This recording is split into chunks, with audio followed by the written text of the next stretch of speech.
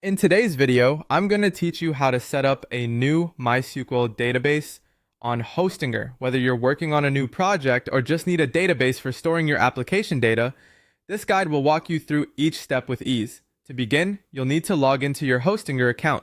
If you're not already familiar with the Hostinger platform, it's one of the most user-friendly hosting services available, known for its intuitive design and reliable performance. Once you're logged in, you'll find yourself on the dashboard. This is your hub for managing all things related to your hosting account. From here, we'll navigate to the left-hand side of the screen. Look for the Databases section and click on MySQL Databases. This will take you to a page dedicated to managing your database setup. Once you're on the MySQL Databases page, you'll see an option to create a new database and user. This process is straightforward and is designed to be as seamless as possible. Go ahead and click on Create New Database. At this point, you'll need to enter a name for your database. Choose something descriptive that reflects the purpose of the database but is also easy for you to remember. Next, you'll need to create a new MySQL user. This is essential because a user account is required to access and manage the database. Here, you'll input a username and a strong, secure password.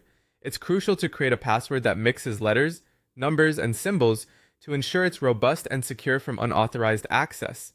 After you've entered the new database name and user credentials, proceed to click Create to finalize and initiate the setup process. Hostinger will take care of creating the database and assigning the user, linking them together automatically. You're almost done, but there's one crucial step left: saving your credentials. You'll want to store your database name, username, and password in a safe but easily accessible place. This information is vital as it will be required whenever you need to connect to your database, whether you're coding a web application or using a database management interface. Think about making a note in a secure document on your computer or an encrypted password manager.